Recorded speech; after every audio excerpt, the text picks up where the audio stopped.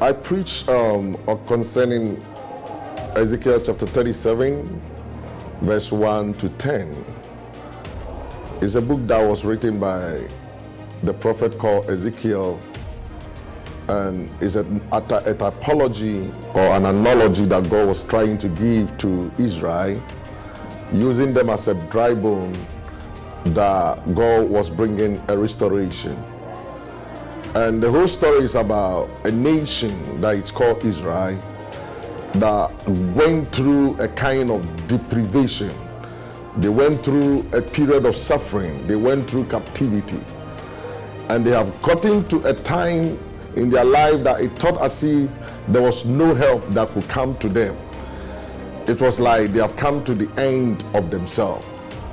That was when the Lord called this prophet to come and give them a sure word of prophecy that no matter their condition, the Lord was able to bring forth a restoration. So he gives him a picture of a dry bone, trying to let him understand that the dry bones that he sees, they were not originally dry bones. It is something that happened to them that have made their status to have changed to become a dry bone. So there are a lot of people also in the church that we see their lives have been like a dry bone. They were a nation, they were a people, they were a living. They had life in themselves. But somehow along the line, something happened to them and their lives are reduced into becoming like a dry bone. And there's something that God said. He asked the prophet, can these bones live? That is to say, it is true that God has the final word, but in every move of God, he needs a man to accomplish it. God does not do a miracle without through a man. The other day, Israel was in captivity and they cried to God, and God said, I've heard your cry, so I'm giving you a Moses. So that is how it is. God said, can these bones live? That is to say, I want to bring forth a miracle, but I need you, the services of a man.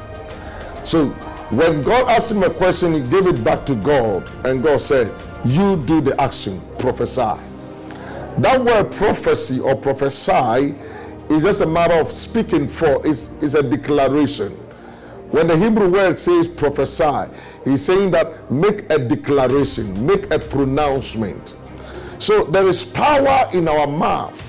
Whatever situation we find ourselves, the answer is not in anything, but the answer is in your mouth. So the Bible speaking says that life and death are in the power of the tongue. It is what you declare, that is what you have. So though my life is a dry bone situation, there is no hope, but I'm not speaking as if there is no hope. I'm speaking life to my condition.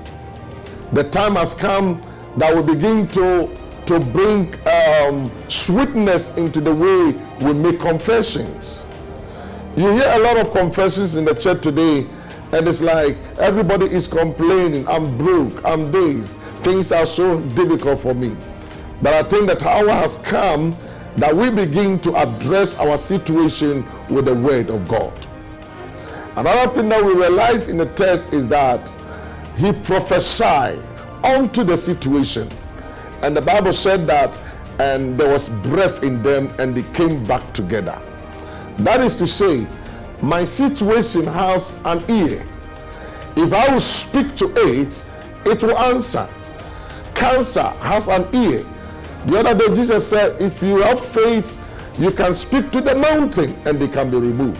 That is to say, every situation or problem that you encounter, it has a spiritual ear, so you can speak and they will answer. They will hear you and they will act on your command. So he spoke to dry bone, and the dry bone heard, and the Bible said they came back together. I want to speak to you concerning your situation, that no matter how bad it is, no matter how your thing is so dry, they can still come back together. There is still life in dry bones. There is still life in your suffering. It is not over until God says so. And God is saying that life can come back to your bones. And you see, another remarkable thing that we see here is this. In verse 1 and then verse 2, he saw dry bones. But in verse 10, verse 11 coming, he did not see dry bones, but he saw a great army. What is the Lord saying to us? In that your dry bone situation, there is greatness. In that your poverty, there is promotion. In that your failure, there is success. So let me not concentrate on the dry bone, but let me see the greatness and the mighty great army that is in my dry bone. And let me begin to see to it. I want to assure you that God has something for you. There are great things in you. There are good things that you can't even imagine. You are not broke. You are not sick. You are not barren. You are not what you think you are. You are not what the doctor said you are. You are not what the government is saying you are. You are what the word of God says. The word of God says you are the head and not the tail. He says you shall live and not die to declare the works of the Lord. The word of God says that you are the head. You shall excel in everything that you do. He said that goodness and mercy shall follow me all the days of my life, and we shall dwell in the house of the Lord forever. You are what God says you are. Begin to look at God and not look at what the doctor said. The doctor has said it, but what is God saying concerning your situation? And today, as I'm concluding, I want to assure you, in your dry bone, there is a great army. And that great army can only come forth if you are ready to prophesy. Can you prophesy? Then you shall see your great army. Amen.